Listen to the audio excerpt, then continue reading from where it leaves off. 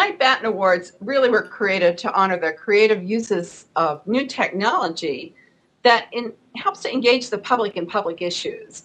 And then it also is meant to really showcase new ideas for the future of news, new ideas for the future of journalism.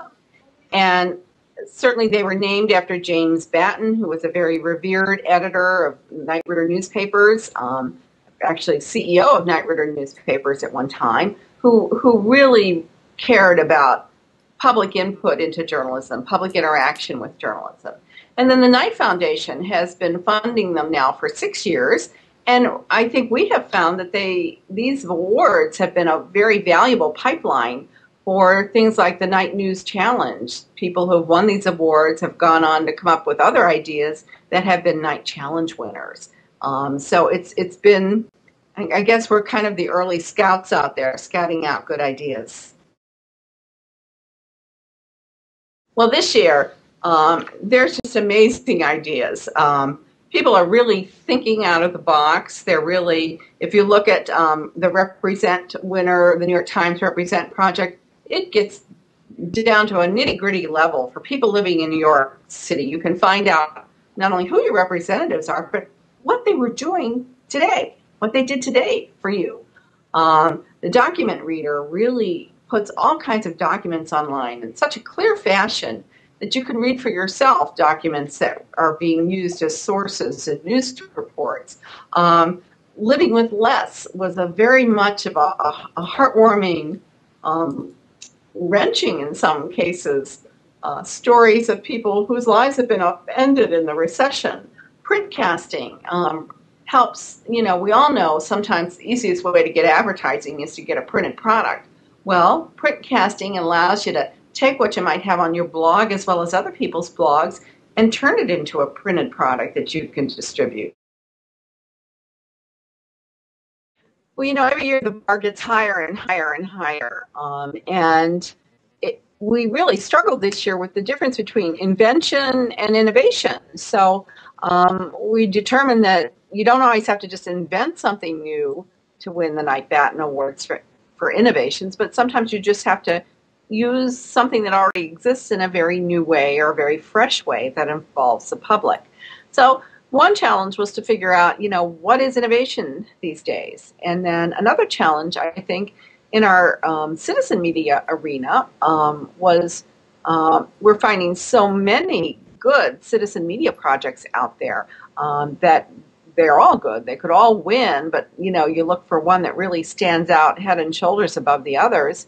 And it's hard to do that anymore because they're all meeting a fairly good standard of quality and quantity of content.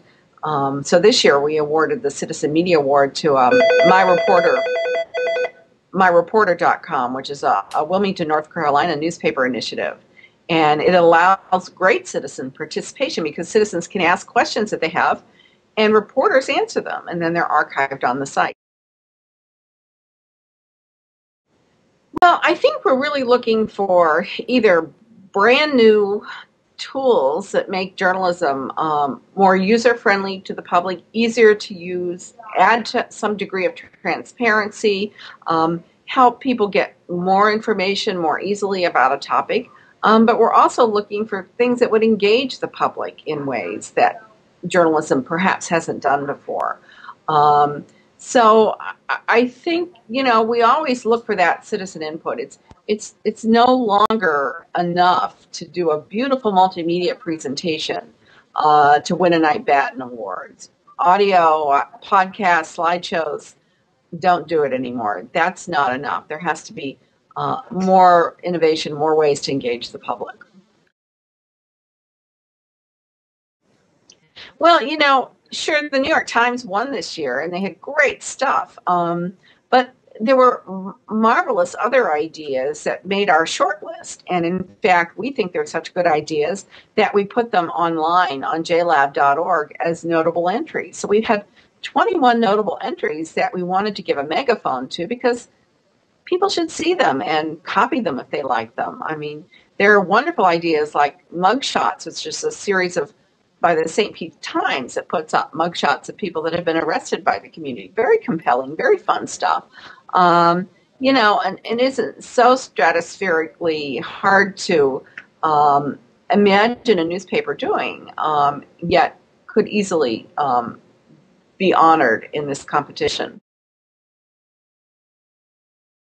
We always want to know how to get the word out about the awards for people to apply. And we always want to know how to get the word out for people to come to the Knight-Batten Symposium, because at the symposium, this year it's going to be September 17th at the museum. It's free. People can come and see the winners talk about the projects themselves. So we're always wanting to ask people, how can we get the word out? How can we let you know this is an opportunity for you to learn about kind of cool new stuff?